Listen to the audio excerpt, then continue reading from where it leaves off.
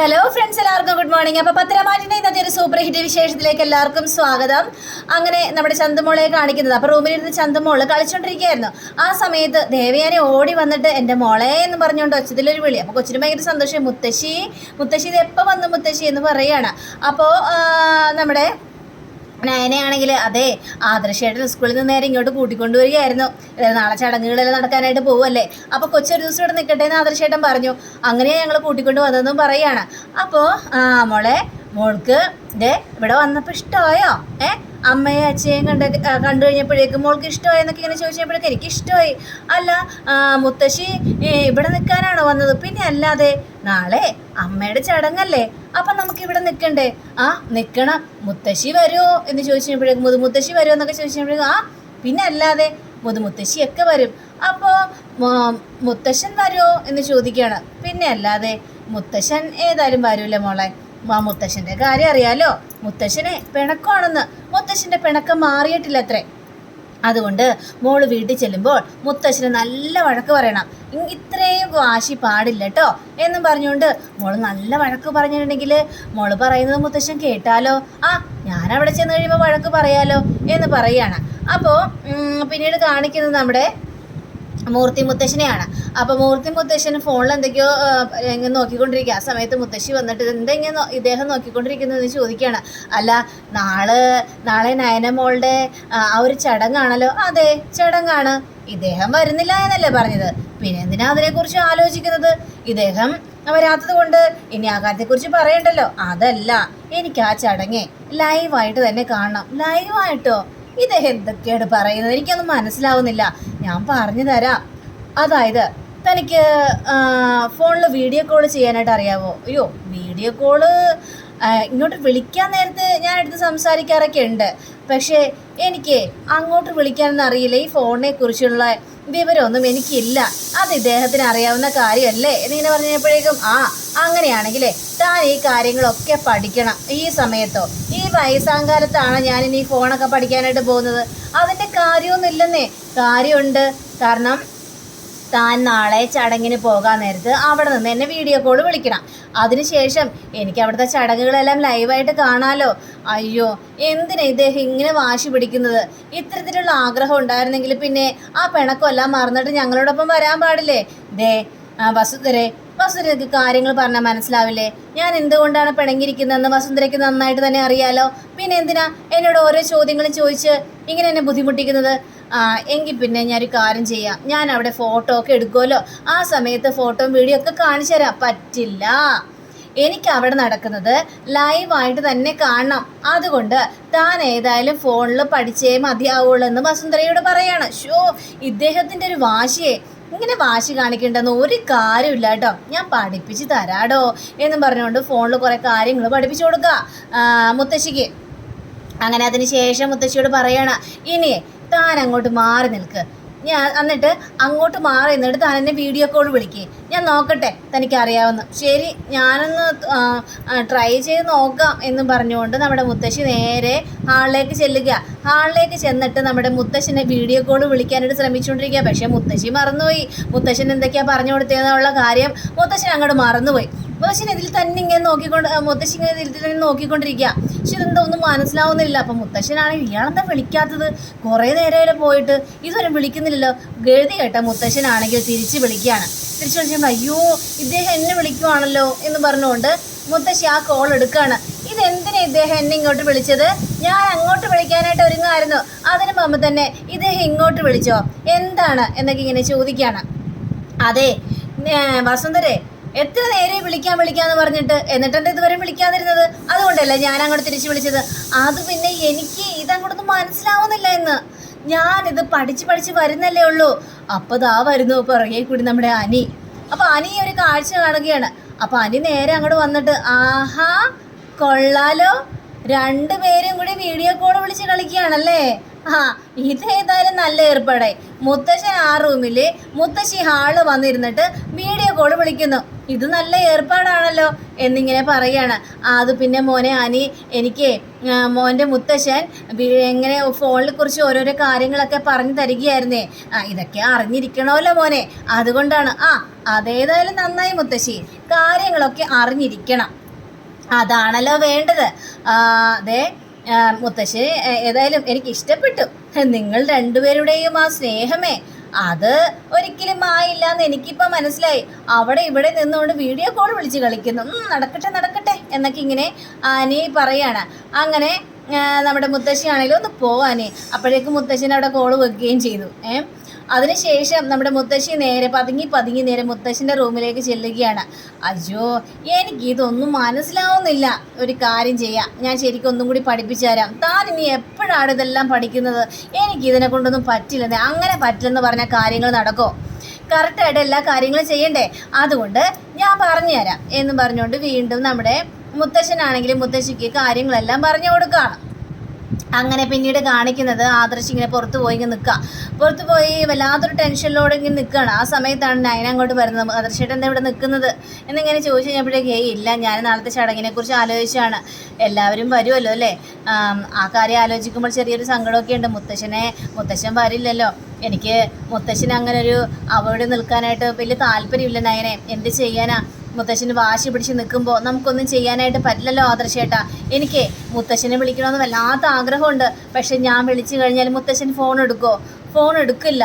അതല്ലേ, മുത്തശ്ശൻ ഇത്തിരി വാശി കൂടുതലാണ് എന്നൊക്കെ ഇവരിങ്ങനെ സംസാരിച്ചുകൊണ്ടിരിക്കുമ്പോഴാണ് പെട്ടെന്ന് നമ്മുടെ മാളവികയുടെ കോള് ആദർശിൻ്റെ ഫോണിലേക്ക് വരുന്നത്. മാളവികയാണല്ലോ വിളിക്കുന്നതെന്ന് വിചാരിച്ചുകൊണ്ട് നമ്മുടെ ആദർശ് ആ കോൾ എടുക്കുകയാണ്. പറ മാളവിക, എന്തായി മാളവിക കാര്യങ്ങളെല്ലാം എന്ന് ചോദിച്ചപ്പോഴേക്കും ആ ഹോട്ടലിലേക്ക് ഇവിടെ ഡേവിഡ് സാർ പോകുന്നുണ്ട്. അയാൾ ഭയങ്കര സ്പീഡിൽ എന്തോ അത്യാവശ്യത്തിന് വേണ്ടി തന്നെയാണ് പോകുന്നത് എന്ന് പറയുകയാണ്. ശരി, ഞാൻ ഏതായാലും അങ്ങോട്ട് എത്താനായിട്ട് ശ്രമിക്കാം എന്നും പറഞ്ഞുകൊണ്ട് അവിടെ കോൾ കട്ട് ചെയ്യുകയാണ്. അപ്പം നയനോട് നമ്മുടെ ആദർശ് കാര്യങ്ങളെല്ലാം പറയുകയാണ്. ആ ഡേവിഡ് ആ ഹോട്ടലിലേക്ക് ഇന്ന് പുറപ്പെട്ടിട്ടുണ്ട്. എന്തിനു വേണ്ടിയാണ് ഏതിനു വേണ്ടിയാണെന്നൊക്കെ നമുക്ക് അറിയണമല്ലോ. അപ്പം അയാൾ മനഃപൂർവ്വം ആരെയോ കാണാൻ വേണ്ടി തന്നെയാണ് അങ്ങോട്ട് പോകുന്നത്. അങ്ങനെ പറയുമ്പോൾ നന്ദുവും വിളിക്കുകയാണ് ഫോണിലേക്ക്. അപ്പോൾ ആദർശേട്ടാ, ആ ഡേവിഡ് എന്ന് പറഞ്ഞ ആളില്ലേ, അയാൾ ആദർശേട്ടൻ പറഞ്ഞ ആ ഹോട്ടലിലേക്ക് പോകുന്നുണ്ട് എന്ന് പറയുകയാണ്. ഇത് കേട്ട് കഴിഞ്ഞപ്പോഴേക്കും നമ്മുടെ ആദർശിന് വല്ലാത്തൊരു ആകാംക്ഷ തോന്നുകയാണ്. ശരി നന്ദു, ഞാൻ ഏതായാലും അവിടം വരെയും പോയി നോക്കുമെന്ന് പറഞ്ഞുകൊണ്ട് ഫോൺ വെച്ച് കഴിഞ്ഞപ്പോഴേക്കും നമ്മുടെ നയനോട് പറഞ്ഞു, ഞാൻ ഏതായാലും ഇപ്പം തന്നെ പുറപ്പെടാൻ പോവുകയാണ്. അപ്പോൾ അയാൾ ഇത്രയും കാര്യമായിട്ട് പോകുന്നുണ്ടെങ്കിൽ അയാൾക്ക് അവിടെ കാണാനായിട്ട് ആരോ ഉണ്ട്. നമ്മൾ പ്രതീക്ഷിച്ച ആ ഒരു ഫലം വരാനായിട്ട് പോവുകയാണ്. നമ്മൾ ആരുടെ പിന്നാലെയാണ് പോകാൻ ഉദ്ദേശിച്ചതോ അയാളെ തന്നെ കണ്ടെത്താനായിട്ട് പോവുകയാണ്. ഇനി ഒരു കാരണവശാലും പേടിക്കേണ്ട ആവശ്യമില്ല, നമ്മുടെ ലക്ഷ്യസ്ഥാനത്തേക്ക് നമ്മൾ എത്തിക്കഴിഞ്ഞു എന്ന് ആദർശ് പറഞ്ഞതിന് ശേഷം അവിടെ നിന്ന് പോകണം. അപ്പോൾ നമ്മുടെ നയനയ്ക്കും ഭയങ്കര സന്തോഷം തോന്നുകയാണ്. എത്രയും പെട്ടെന്ന് ഇതെല്ലാം അവസാനിപ്പിച്ച് മുത്തശ്ശൻ്റെ ആ ഒരു പിണക്കം മാറ്റിയെടുത്ത് പണ്ടത്തെ പോലെ കുടുംബത്തിൽ സ്നേഹവും സമാധാനമായിട്ട് കഴിയാൻ വേണ്ടി തന്നെയാണ് നമ്മുടെ നയനയുടെ ആ ഒരു വിചാരം. അപ്പോൾ അതേപോലെ തന്നെ നടക്കണമെന്നാണ് നയനയ്ക്ക് ഭയങ്കര ആഗ്രഹമാണ്. അങ്ങനെ ഒരു കാര്യം നടക്കുന്നു. അങ്ങനെ നമ്മുടെ മുത്തശ്ശിയെ വീട് ഇതെല്ലാം പഠിപ്പിക്കുക. അങ്ങനെ മുത്തശ്ശൻ പറഞ്ഞ് ഇങ്ങോട്ട് മാറി നിന്നിട്ട് തന്നെ ഇപ്പോൾ നോക്കട്ടെ വിളിക്കാൻ അറിയാവുന്ന. അങ്ങനെ നമ്മുടെ മുത്തശ്ശനെ വിളിക്കുകയാണ്. കണ്ടോ, ഇപ്പം പഠിച്ചല്ലോ. ഇനി ഇത് മറന്നു പോകുമോ? ഇല്ലെന്നേ, ഞാൻ മറന്നു പോകില്ല. ഞാനിപ്പോൾ ഈ കാര്യങ്ങളൊക്കെ പഠിച്ചു. എങ്കിൽ വാടോ, താനിവിടെ വന്നിരിക്കുക. ഇനിയിപ്പോൾ നാളെ ആ ചടങ്ങിൻ്റെ ആ സമയത്ത് എന്നെ വീഡിയോ കോൾ വിളിച്ച് ഇതെല്ലാം കാണിച്ചു തരണേ.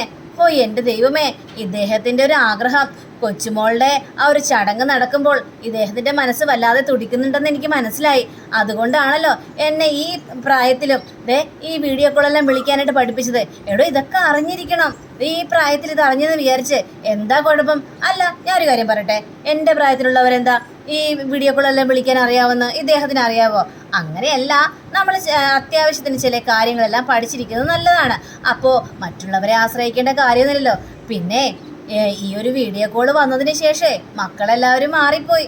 ഇനിയിപ്പോൾ പോയി കാണണ്ടല്ലോ, വീഡിയോ കോൾ വിളിച്ച് അച്ഛനെയും അമ്മയും മുത്തശ്ശനെയും മുത്തശ്ശിയൊക്കെ കണ്ടാൽ മതിയല്ലോ എന്നൊക്കെ വിചാരിച്ച് നടക്കുന്ന ആൾക്കാരാണ് ഇപ്പോൾ മക്കള്. അങ്ങനെ അവരുടെ കടമ തീർക്കും. എന്ത് ചെയ്യാനാണല്ലേ?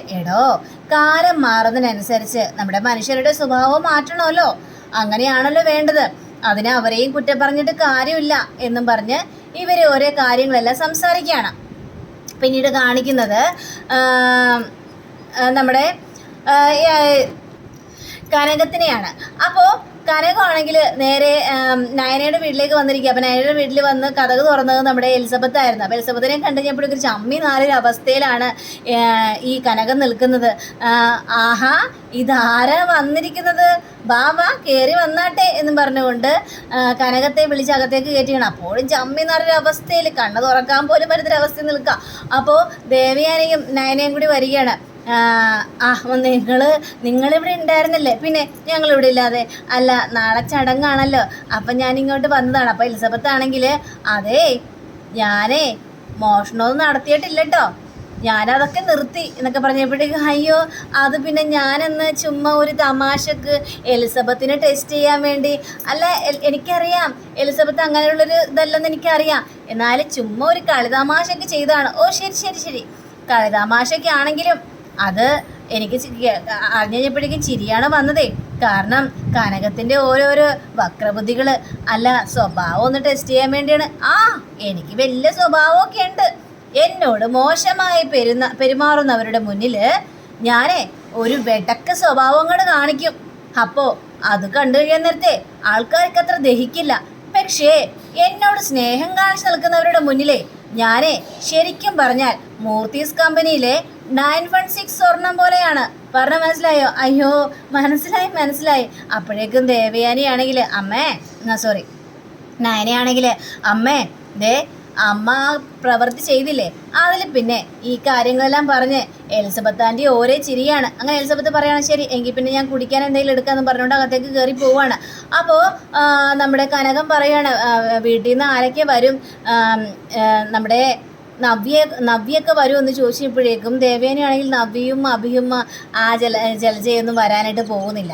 അവർക്ക് ഇതിലൊരു പങ്കെടുക്കാനായിട്ട് അവർക്ക് താല്പര്യമൊന്നുമില്ലല്ലോ, അതുകൊണ്ട് അവർ വരില്ല എന്നും പറയാണ്. ശരിക്കും പറഞ്ഞാൽ വരാതിരിക്കുന്നത് നല്ലത്. നവ്യ വന്നു കഴിഞ്ഞിട്ടുണ്ടെങ്കിൽ എന്തെങ്കിലും കാര്യങ്ങൾ പറഞ്ഞ് പ്രശ്നം ഉണ്ടാക്കും. അതുകൊണ്ട് നവ്യ വരാൻ നിൽക്കണ്ട മോളെ. എനിക്ക് അതല്ല മനസ്സിലാവാത്തത്, ഇവിടെ സത്യങ്ങളെല്ലാം അറിഞ്ഞിട്ട് പിന്നെ എങ്ങനെയാണ് അഭിയോട് ഇത്രയും സ്നേഹം കാണിക്കുന്നതെന്ന് ആലോചിച്ചിട്ടാണ് എനിക്കൊരു ഒത്തും പിടിയും കിട്ടാത്തത്. എൻ്റെ പൊന്നമ്മേ, അഭിയുടെ സ്വഭാവമല്ലേ, അവൻ എന്തെങ്കിലും പറഞ്ഞ് മനസ്സ് മാറ്റി കാണും, അതുകൊണ്ടായിരിക്കും. ഇത് കേട്ടത് ദേവയാനിയാണെങ്കിൽ അങ്ങനെ മനസ്സ് മാറ്റുമ്പോൾ അവളുടെ മനസ്സ് മാറുമോ? കാരണം അവളെന്താ മന്ദബുദ്ധിയാണോ? എല്ലാ കാര്യങ്ങളും മനസ്സിലാക്കുന്നൊരു പെണ്ണല്ലേ അവൾക്ക് നല്ല വിവരമുണ്ടല്ലോ, കാര്യങ്ങളുടെ കിടപ്പൊക്കെ മനസ്സിലാവില്ലേ? ഇപ്പോഴും ആ ജലജ വീട്ടിലെ വേലക്കാരിയെ പോലെയാണ് കഴിയുന്നത്. പിന്നെ ഞങ്ങൾ എന്തു പറഞ്ഞാലും പഞ്ചപുച്ഛ മടക്കി നിന്ന് അവളുടെ ഭർത്താവ് അതനുസരിക്കുകയും ചെയ്യും. ഇതൊക്കെ വെച്ച് നോക്കുമ്പോൾ അവൾക്ക് സംശയം തോന്നണമല്ലോ. എന്നിട്ട് അതൊന്നും ചിന്തിക്കാതെയാണ് ഇവൾ നടന്നു കൂട്ടുന്നത്. അപ്പോഴേക്കും നമ്മുടെ കനകമാണെങ്കിൽ അല്ല ഞാൻ ആ പറഞ്ഞ കാര്യങ്ങളെല്ലാം അവൾ ആദ്യം വിശ്വസിച്ചതാണെന്നേ, എന്നിട്ട് എല്ലാവരോടും മിണ്ടാതെ നടന്നതല്ലേ. പിന്നീട് അവൾക്ക് എന്താ സംഭവിച്ചതെന്നാണ് എനിക്ക് മനസ്സിലാവാത്തത്. അപ്പം നമ്മുടെ നയനയാണെങ്കിൽ എന്ത് വേണമെങ്കിലും സംഭവിക്കട്ടെ അമ്മേ. ഇനിയിപ്പോൾ ശരിക്കും പറഞ്ഞു കഴിഞ്ഞിട്ടുണ്ടെങ്കിൽ ഇപ്പോൾ ഒരു സമാധാനമായിട്ട് പോകുന്നുണ്ടല്ലോ ചേച്ചി. ഇപ്പോൾ വീണ്ടും പഴയതുപോലെ തന്നെ ആയി. ഇനി അവരുടെ പാടായി. നമ്മൾ ആ കാര്യത്തിൽ കയറി ഇടപെടേണ്ട ആവശ്യമേ ഇല്ല. അപ്പോഴേക്കും ദേവയാനിയാണെങ്കിൽ അങ്ങനെ പറഞ്ഞാൽ ശരിയാവില്ലല്ലോ മോളെ. അവൾ ഇങ്ങനെയൊക്കെ ചെയ്യുമ്പോഴും അവൾ അഹങ്കരിച്ചാണ് നടക്കുന്നത്. അവൾ മറ്റുള്ളവരെ കുറ്റപ്പെടുത്തിക്കൊണ്ടാണ് നടക്കുന്നത്. ഇവൻ്റെ ജീവിതത്തിൽ അവൾ വെറും പരാജയമായിക്കൊണ്ടിരിക്കുകയാണ്. ആ കാര്യങ്ങൾ അവൾ മനസ്സിലാക്കുന്നില്ലല്ലോ. ഒരു ദിവസം ആ മനസ്സിലാക്കുന്ന നാൾ വരും അമ്മേ എന്ന് നയനയും പറയാം. അങ്ങനെ പിന്നീട് കാണിക്കുന്നത് നമ്മുടെ അനിയാണ്. അപ്പം അനിയാണെങ്കിൽ ഇങ്ങനെ ലാപ്ടോപ്പ് നോക്കിക്കൊണ്ടിരിക്കുകയാണ്. അനിയല്ല, നമ്മുടെ നവ്യാണ്. അപ്പോൾ നവ്യ നേരെ അഭിയുടെ അടുത്തേക്ക് ചെല്ലുകയാണ്. അപ്പോൾ അവിടുത്തെ ചെന്ന് കഴിഞ്ഞപ്പോഴേക്കും പറയുകയാണ് നാളെ അവളുടെ ചടങ്ങാണല്ലോ എന്നൊക്കെ ചോദിച്ചപ്പോഴേക്കും ആ ചടങ്ങാണ്, നമ്മളേതായാലും ആരും പോകുന്നില്ലല്ലോ. നമ്മൾ പോകുന്നില്ല, പക്ഷേ നമുക്ക് ഈ ചടങ്ങുകളെല്ലാം കഴിയുമ്പോൾ പുറത്തേക്കൊന്ന് പോകണം അടിച്ചു പൊളിക്കാനായിട്ട്. കാരണം നീ ഏതായാലും ജ്വല്ലറിയിലെ മാനേജർ ആകാനായിട്ട് പോവല്ലേ, അപ്പം നമുക്കിത് അടിച്ചു പൊളിക്കണം. പിന്നെ ഇവിടെ ഒരു പൂജയൊക്കെ നടത്തണം.